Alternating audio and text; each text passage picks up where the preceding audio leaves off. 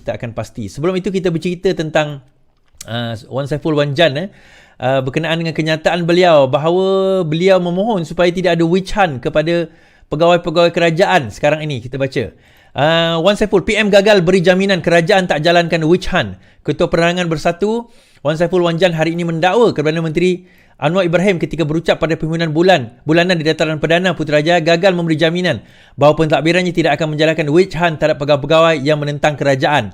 Ahli Parlimen Tasik Geluguk itu mendakwa Timbalan Presiden PKR Rafizi Ramli dengan bongkak mengugut akan mencari pejabat awam yang sekadar menjalankan tugasan mereka. Dia merujuk kenyataan Ahli Parlimen Pandan itu yang semasa kempen PPRU memberi amaran kepada Ketua Pesuruhjaya SPRM Azam Baki bahawa kerajaan baharu Pakatan Harapan akan membuka semula siasatan berhubung dakwaan skandal pegangan sahamnya. Now, di sini nampak jelas bahawa orang kata Wan Saiful sendiri tak faham peranan dan fungsi. Yang pertama. Kedua, dia sendiri bukan tak faham sebenarnya, tapi dia sendiri tak mengakui bahawa daripada zaman dia yang memerintah dahulu, memang dia lakukan witch hunt. Witch hunt yang kita lakukan maksudnya apa? Kita cari mereka yang merosakkan kerajaan. Kalau pegawai kerajaan itu tak merosakkan kerajaan, kita nak cari buat apa? Kita nak buang buat apa? Kalau pegawai kerajaan itu merosakkan kerajaan, terutama political appointment, terutama mereka yang dilantik secara politik, maka yang itu memang wajib kita kena buang lah. Kerana memang mereka dilantik secara politik dan sememangnya mereka dilantik itu berdasarkan political inclination mereka. So kalau kita biar mereka di dalam kerajaan yang ada, of course dia akan merosakkan kerajaan. I think mana-mana kerajaan yang sane, yang orang kata apa, yang waras pun akan berfikir yang demikian. Even kalau Perikatan Nasional pun masa dia memerintah zaman 2020, masa dia naik memerintah 2020, ramai juga orang-orang pegawai-pegawai lantikan politik pada zaman Pakatan Harapan yang dibuang, diganti dengan orang mereka. That is, mana-mana kerajaan yang naik pun memang akan berlaku. Dan yang kedua, bila kita bercakap tentang witch hunt mereka, terutama seperti Azam Baki, yang kita tahu tidak disiasat langsung dalam kes saham beliau, kenapa ada double standard dekat situ? Kenapa ada double standard dekat situ? Rafizi, bila dia dedahkan aset dia, dia kena siasat. Tetapi bila pegawai, dan dia ni bukan kerja dengan kerajaan pun, dia swasta. Kalau dia aset dia 10 juta ke 100 juta ke 10 bilion ke, itu dia sebagai seorang individu, sebagai seorang usahawan, terpulang kepada dia lah. Tetapi bila seorang pegawai kerajaan ada lebih 2 juta, Perikatan Nasional langsung tak berbunyi. Katanya nak menentang rasuah, tetapi kenapa perasuah itu ada dalam kerajaan mereka?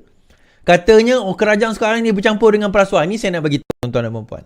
Dalam kerajaan sekarang ini, tidak ada sebarang arahan, tidak ada sebarang, orang kata apa, keluarnya sebarang catatan ataupun ulasan ataupun surat mengatakan dibuang kes-kes, perlu dibuang kes-kes yang ada. Tak ada. Tidak ada. Terpulang kepada hakim dan mahkamah dan bagaimana mereka nak mengatur. Baru-baru ini, Farid Kamil. Farid Kamil kerana dia berlakon jadi Anwar Ibrahim, terus tak kena penjara. Dia tuan-tuan, kalau tak faham apa orang kata proses mahkamah, jangan sembang proses mahkamah. Dia kena denda, digantikan, dia merayu, dipanggil mitigation stage. So dia buat rayuan terhadap dia dapati bersalah, kena penjara. So dia buat rayuan terhadap kesalahan. Dia tak tak menafikan bahawa dia melakukan kesalahan tersebut. So dia membuat rayuan terhadap hukuman. Dia bukan membuat rayuan terhadap pertuduhan. So di atas pertuduhan dia mengaku salah. Cuma dia buat rayuan ke atas apa orang panggil, di atas hukuman. Jadi dia minta supaya penjara itu digantikan kepada denda dan terpulang kepada hakim untuk mengatakan nak pulang kepada denda atau tidak. Macam kes saya pun, kita ada dipanggil representatif, di mana kita di offer, saya di offer. Kalau saya di offer sekian-sekian, maka kita akan dapat sekian-sekian. Tetapi kita pun bagi representatif kita, itu normal. Dalam mana-mana proses pun berlaku. Dan kebetulan kes dia didengar baru-baru ini, Mahkamah Rayuan kata, okey, gantikan kepada denda. So dia kena denda RM5,000. Terpulang, itu discretion. Itu budi bicara mahkamah untuk nak meletakkan hukuman dia sebagaimana yang they see fit. So kalau tuan-tuan, macam kes Rosmah hari itu, dia merayu kepada pertuduhan. Dia bukan merayu, kes Najib hari itu, dia merayu kepada pertuduhan. Dia bukan merayu kepada hukuman. So bila dia merayu kepada pertuduhan, dia tetap didapati bersalah. Dia mengaku bahawa dia tidak melakukan kesalahan tersebut. Jadi rayuannya terhadap pertuduhan.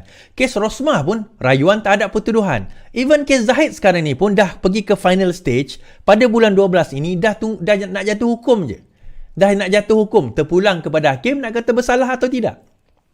Kalau dia dapati bersalah, dia ada 2 kali proses rayuan. di Mahkamah Rayuan dan juga Mahkamah Persekutuan. Itu hak dia dalam mana-mana, sesiapa saja. Bukan Zahid sajalah, tuan-tuan, puan-puan sekalipun, mana-mana kriminal, mana-mana penjenayah, mana-mana orang yang tertuduh, sekiranya mereka didapati bersalah atau tidak bersalah, maka mereka mempunyai dua hak untuk merayu di dalam perlembagaan.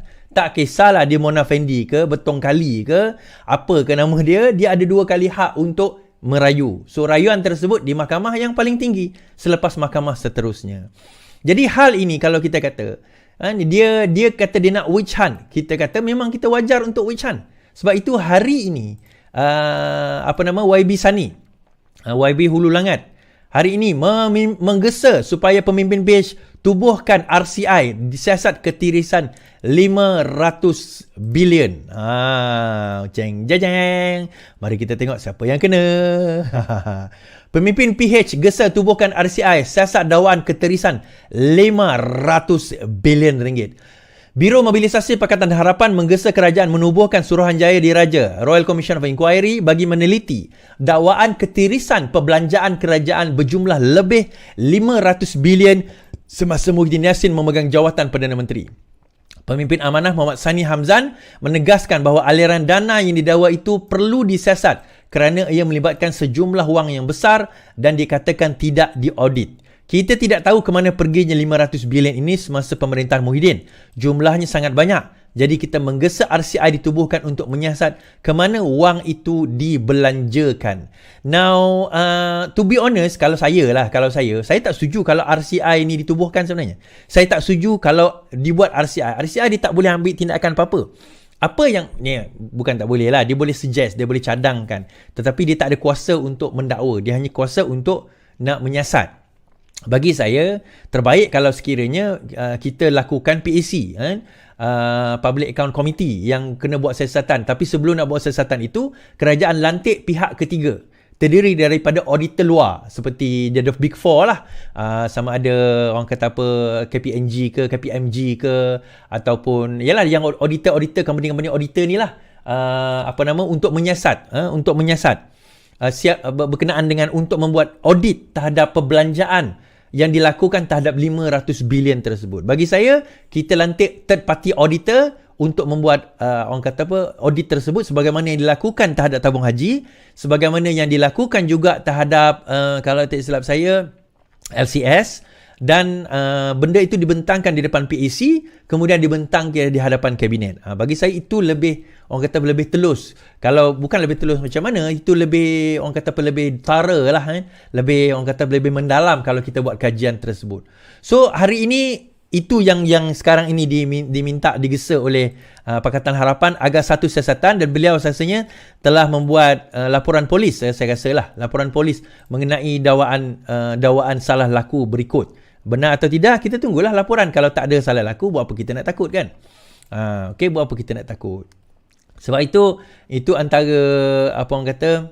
perkara yang berlaku sekarang ini. Now, provokasi macam saya sebut semalam, berkenaan dengan apa yang ada di dalam negara kita sekarang ini, provokasi oleh PAS terutama walaon ni, mereka sekarang ini membuat provokasi sebab mereka nak berusaha untuk menjatuhkan kerajaan Pakatan Harapan, untuk menjustifikasikan kejatuhan kerajaan Pakatan Harapan. Itu yang diorang cuba lakukan sekarang ini. Diorang nak justify kerajaan Pakatan Harapan ini perlu digugurkan. Jadi sekarang ini mereka cuba sedaya upaya untuk memastikan bahawa kerajaan Pakatan Harapan itu digugurkan. Jadi apa yang berlaku, pelbagai video telah buat turun, termasuk ada satu video bertulis itu kandungan berbayar. Siap ada tulis nama siapa yang bayar tu tau. So sekarang ini, hari ini, kerajaan Pakatan Harapan, SKMM dan juga polis telah memanggil, ini menarik tuan-tuan, telah memanggil pengurusan TikTok Malaysia. Seruannya Komunikasi dan Multimedia Malaysia dan polis telah memanggil pengurusan TikTok untuk menjelaskan video kandungan berbayar dan memberi amaran berulangnya rusuhan kaum 13 Mei 1969. SKMM berkata pihaknya juga terus memantau video kebencian yang tersebar di platform itu dan seterusnya menular ke media sosial lain. Penyebaran kandungan berbau provokasi ini dengan niat untuk mencetuskan ketidakharmonian, kebencian, prejudis dan perasaan orang lain adalah satu kesalahan di bawah kanun keseksaan yang boleh dikenakan hukuman denda atau penjara atau kedua-duanya sekali sekiranya sabit kesalahan. So sekarang ini mereka telah cuba sedaya upaya memainkan audio tersebut, video tersebut, membuat video, membuat naik video dan sebagainya untuk nak memastikan bahawa provokasi ini berlaku. Saya bagi satu contoh tuan-tuan. Ada satu video. Dia katakan, sejak zaman Anwar Ibrahim memerintah ni, kerana dia baik dengan Israel, maka sekarang ini rakyat Malaysia telah rakyat Israel telah memainkan lagu Negaraku sewaktu di dalam negara Israel bagi meraihkan Anwar Ibrahim menjadi Perdana Menteri. Kemudian dia mainlah video tersebut tuan-tuan. Dia mainlah video tersebut. So bila dia main video tersebut, rupa-rupanya, okey, ni saya tunjukkan video tersebut. Siapa dekat YouTube dan Facebook, nampaklah video ini. Sekejap, saya tunjukkan videonya. Okey. Right. Ini adalah video tersebut. Video ini, satu video tersebar untuk membangkitkan ketidakharmonian dalam negara. Video tersebut memaparkan pelancong sedang menaiki bot menelusuri sebuah sungai dan dipasangkan lagu Negaraku serta terdapat bendera Malaysia dan bendera Israel. Fakta itu merupakan trip melancong oleh agensi pelancongan memasuki negara Israel dan berlaku sekitar 2019-2020. Kalau kita tengok dekat sini, ini adalah video tersebut. Video tersebut ini kita mainkan.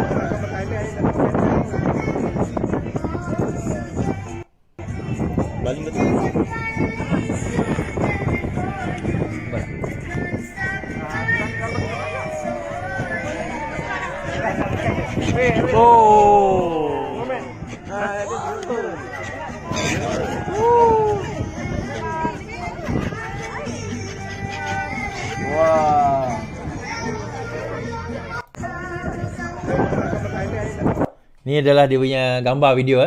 Nah, kalau kita tengok video ini, dia bertarikh bila tuan-tuan? Dia bertarikh 7 Januari 2020 di Genesar, Israel. 7 Januari 2020 bukannya recent, bukannya baru video tersebut. Bukannya video itu baru gambar dia ambil. Ini adalah video trip rakyat Malaysia pada zaman itu. You see? Ini saya masukkan ni. Dia akan cuba buat provokasi. Ini Israel. Kalau kita tarik handbrake, tak ada siapa nak cerita benda ni tuan-tuan. Tak ada siapa nak cerita benda ni. Ini cerita ni. Ni nampak? Macam mana mereka nak cuba provokasi juga. Kononnya dah jadi ejen Israel. Bendera Malaysia dikibarkan di Israel dengan lagu Negaraku. Nampak permainan kat situ kan?